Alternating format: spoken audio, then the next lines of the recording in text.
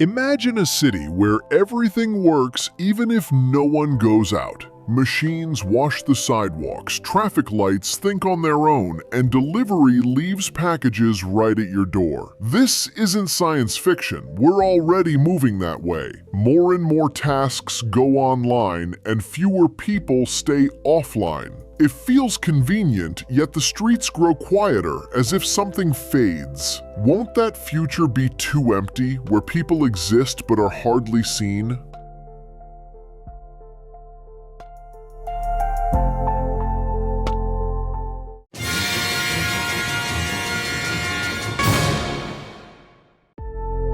The more people, the more options. In megacities, it's easier to find a job, a doctor, the right item. Even the Wi-Fi connection is stronger. Everything is close and fast. That's why they keep growing. But it doesn't mean small towns are done. They'll just have to find a role. Quieter, calmer, yet still useful. And the future will favor those who cooperate. Lone dots on the map will find it harder to survive.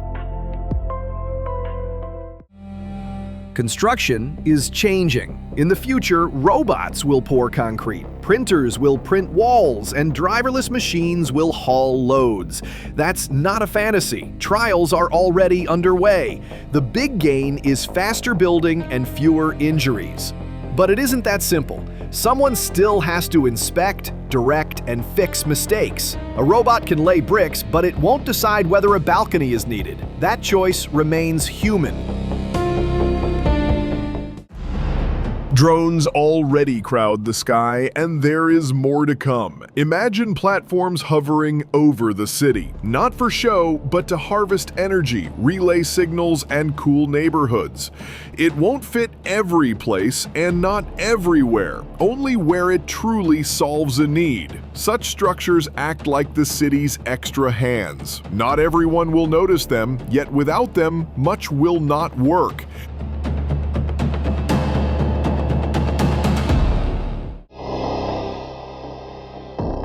And now we go down. Parking, tunnels, and warehouses are already partly underground, and in the future, whole districts will sink below the surface. Not forever, just because it's convenient. Not hot, not noisy, less wind. On top, there will be parks and shade. Below will be the rest. The main thing is to avoid a maze. There must be light, air, and safety. People aren't mice. Even underground, they want to feel alive.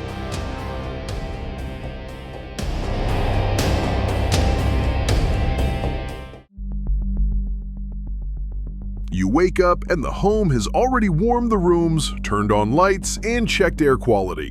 The elevator arrived by itself because it knew you were coming. On the road, cars talk to each other and there is no driver. The whole city acts like one big organism. But if its brain fails, everything stalls. So convenience needs control. Who launches it, who monitors it properly, and what happens if the internet goes down?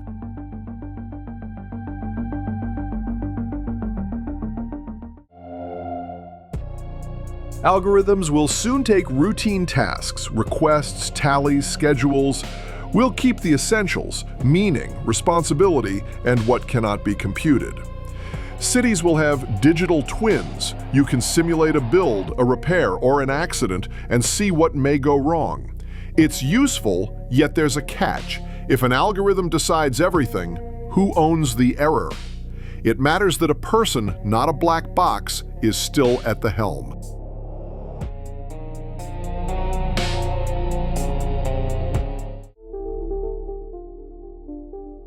Power will come from rooftops and local stations, with surplus stored in batteries. Couriers will give way to capsules, underground tubes, and drones overhead. Delivery will be fast, accurate, and free of jams. But failures will be riskier. One overload can cut power and supplies to an entire district, so cities will keep backup plans and tech support will matter more than ever.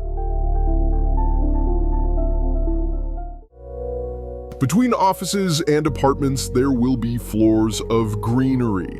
Vertical farms aren't just a trend, but a necessity. They save water, beat bad weather, and keep produce close. They won't replace real fields, yet they'll help in cities with no land or costly transport. And most of all, the tomato is likelier to be tasty, not just round.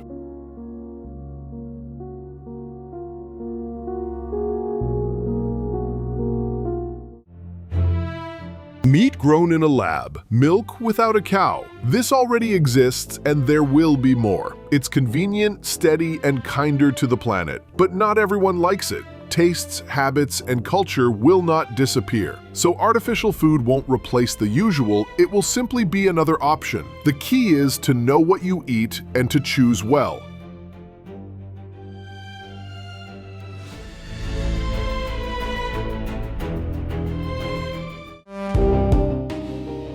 Hospitals and schools will turn hybrid. Simple things go online. Complex things stay in person. Smart bands and sensors will flag problems before the clinic visit. And learning will get closer to life. Less cramming, more practice. But don't mix it up. Technology is a tool, not a teacher. Real attention and real help will still be valued more than any screen.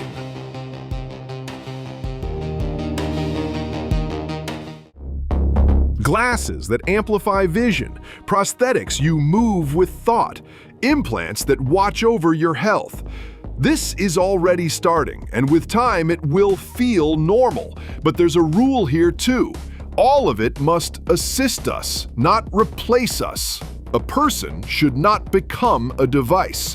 One should remain oneself, with the right to refuse, to switch off, and to not explain why. The city knows where you were, what you bought, how long you walked home. If all this runs without control, it's scary. So we need laws. How long data is kept, who may see it, whether you can challenge it. Without such rules, the system breaks or becomes too powerful and then ineffective because people will start to trick it. So trust matters more than the camera.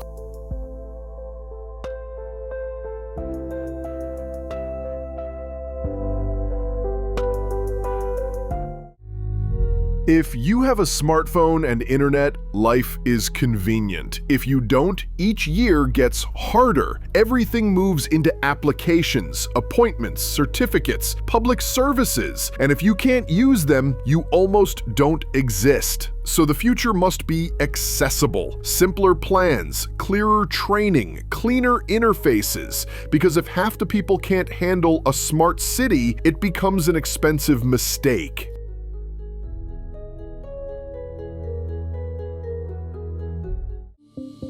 Imagine everything running smoothly, and then a crash. Applications stop, elevators jam, delivery disappears. That will happen more than once. A backup plan decides it all. Emergency power, offline mode, and a clear message, back in an hour. Cities that can function without the internet for half a day will cope. The rest won't.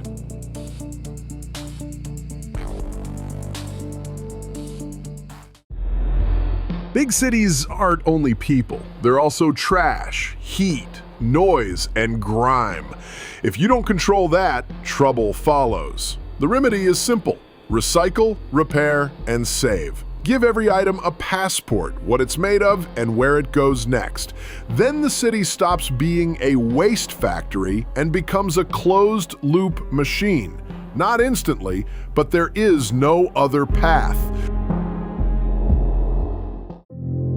Algorithms adapt to us and keep showing what we already like. It sounds great, yet it's easy to land in a bubble. We stop hearing others, stop seeing what is different, and we stop changing. The city grows dull, then hostile. We need mixing, festivals, workshops, and projects where people who rarely meet actually meet and talk. That is how a true metropolis is built.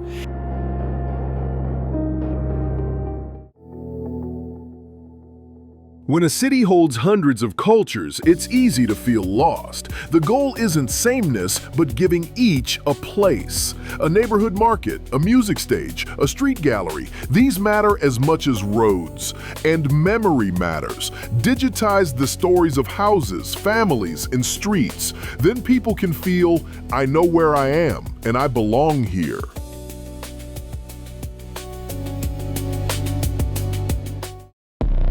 Sometimes the phone says turn and you want to walk through the park. Sometimes the algorithm decides to hurry and you want to wait for a friend. That's not a glitch, that's life. So we must always have a choice to switch off the navigator and say no to the prompt. Without that, the city stops being alive and becomes just a system. And that is not the same.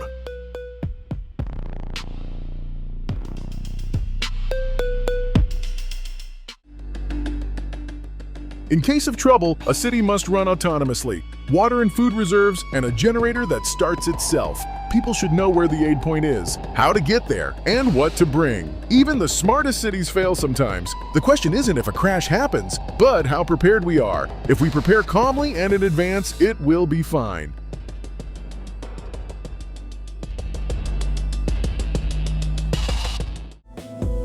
The future won't drop from above. No neural network will write it for us.